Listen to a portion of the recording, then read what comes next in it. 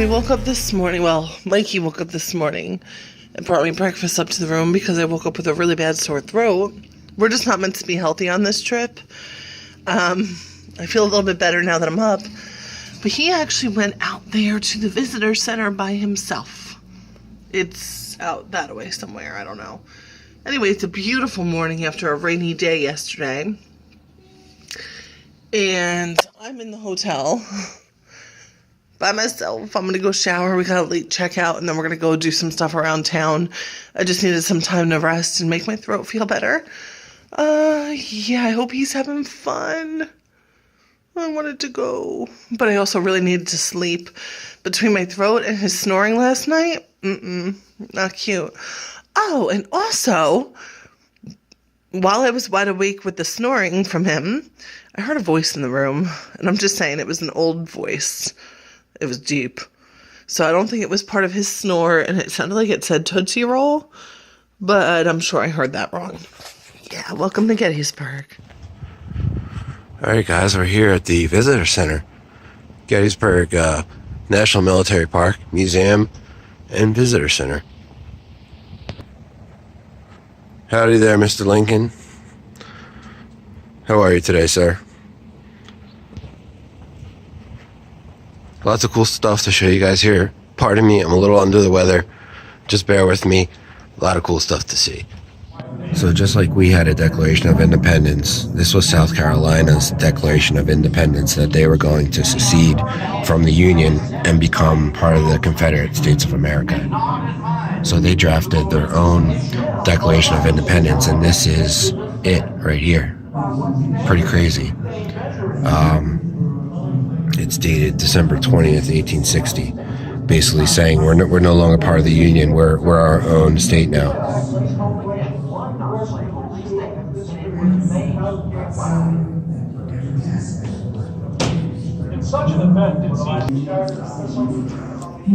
These are four actual cannonballs from Fort Sumter, which started the Civil War. Fort Sumter was fired on in South Carolina by the Confederates, and these are actually 4 shells from the start of the Civil War. Here's some money from the Confederate States of America, a $20 bill, $100 bill, and a $10 bill. Confederate States of America, Richmond, Virginia, actual money that they created when they separated from the Union.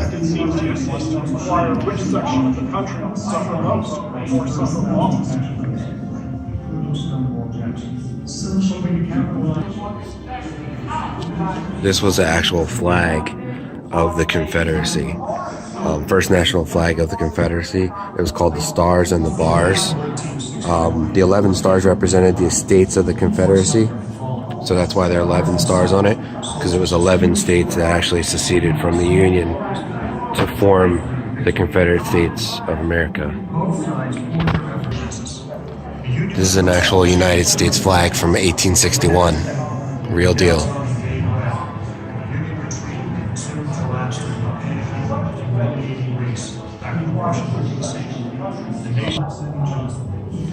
These are some items that the soldiers would carry with them. You can see there's some games down here. There's some dominoes, a chess set, and some playing cards. Let's see if I could zoom in a little bit. There they are. So, they had to keep themselves occupied and keep their spirits light as well. Other than, just being on the battlefield and fighting all the time. There's a canteen right there. Music book, pictures. They often carried pictures of their family. Religious cards.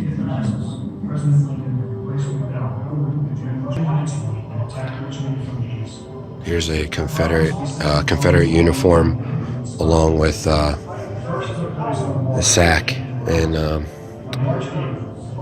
canteen, cartridge box, bayonet for the front of the musket. This is what the uniform looked like here.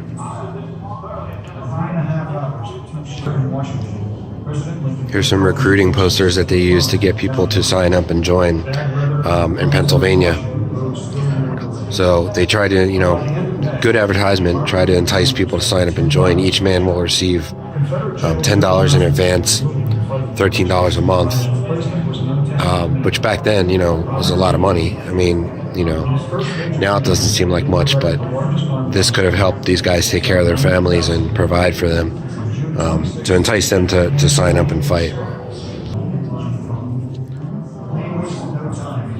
Okay, you can see here the Union uniform was a lot nicer than what the Confederates had to wear, which was basically just old clothes thrown together, but the Union had a proper uniform that they wore.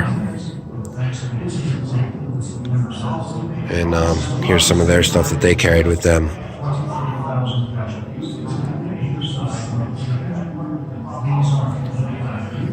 Again, guys, these are real items. These aren't fake.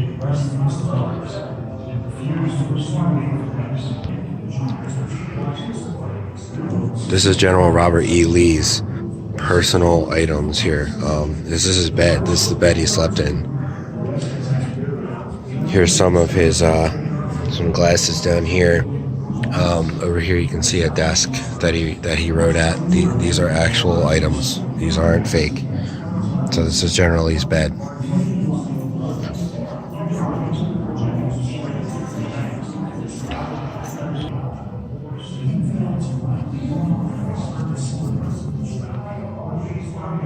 This is the actual stretcher that Stonewall Jackson was carried on when he was accidentally wounded by his own men.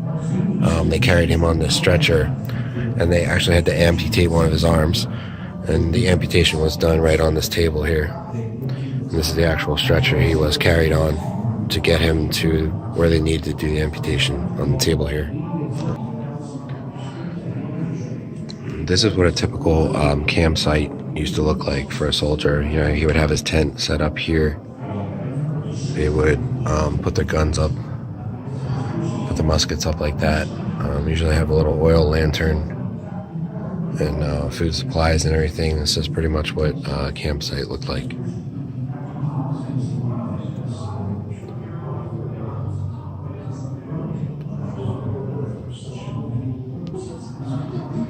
This was an actual bugle that was used by the Union Army during Gettysburg.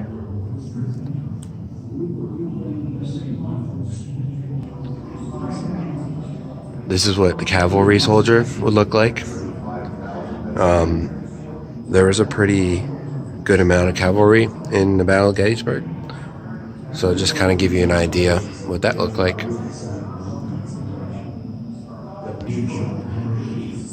Here are some more uniforms and items from the cavalry soldiers. It blows my mind whenever I come here that these are actual items that were worn by Civil War soldiers. That just really blows my mind. These guns were actually used. That's what amazes me the most when I come here.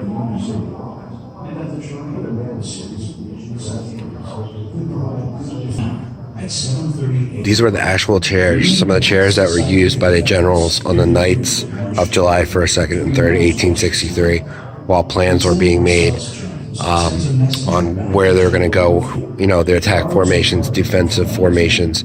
These are actual chairs that they sat in when they made those plans. Moving cautiously, seriously outnumbered. Union pickets fall back to Buford's first defensive line on Hare's Ridge. The line holds briefly as Confederate General Heath brings more forces to bear.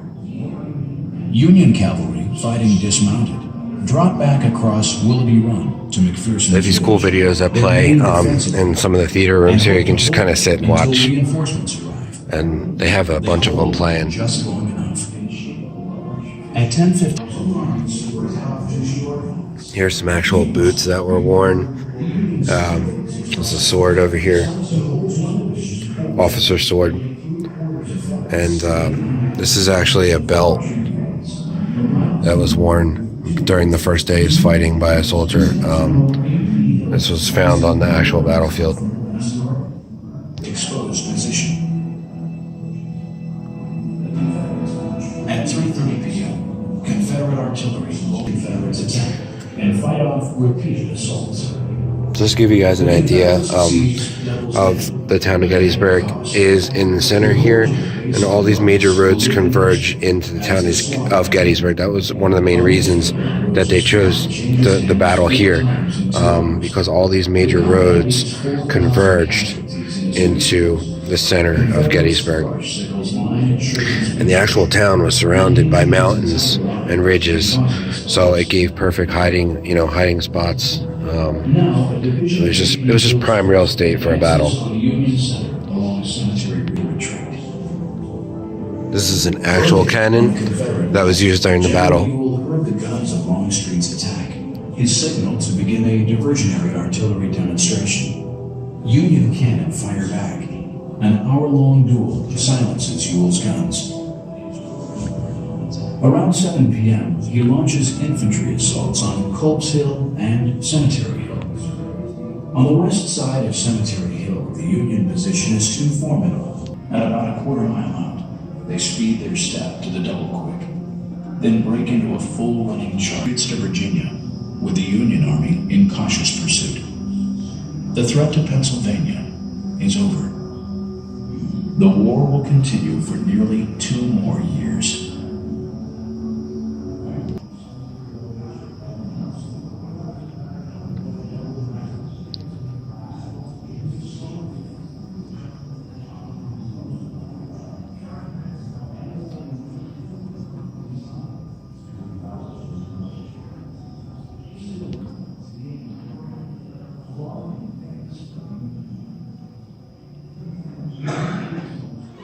Hey guys, I tried to film some of the inside to the actual cyclorama, but this is just a real quick, smaller version of it. What we were just inside, and the guy who painted the artist who did this actually painted himself into that's him right there underneath the number 30.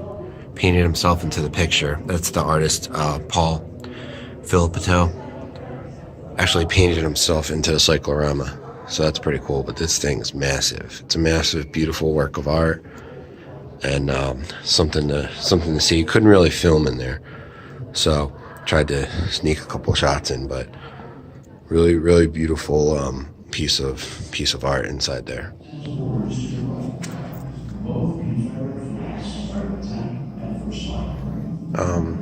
Just to kind of give you guys some numbers. Sorry about the shadows. For the Confederates, 28,000 Confederate casualties. And for the Union, 23,000 Union casualties. That's more than all the world wars combined in 3 days in a little farm town in Pennsylvania. Just to give you an idea of the scope of how big this battle was and how massive and the loss of life.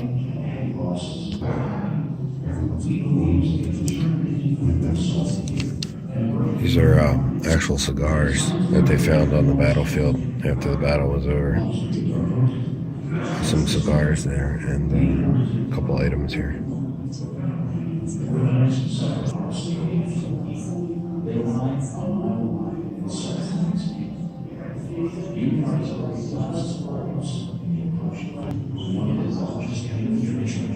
Here are some letters and pictures that were found, and basically notifying the families that the soldiers had died.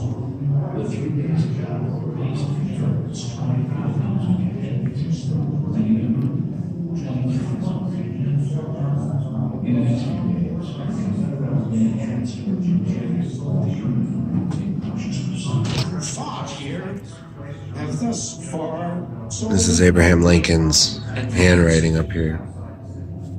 It is rather for us to be here dedicated to the great task remaining before us. From these honored dead, we take increased devotion to that cause for which they gave the last full measure of devotion. that we here highly resolve that these dead shall not have died in vain.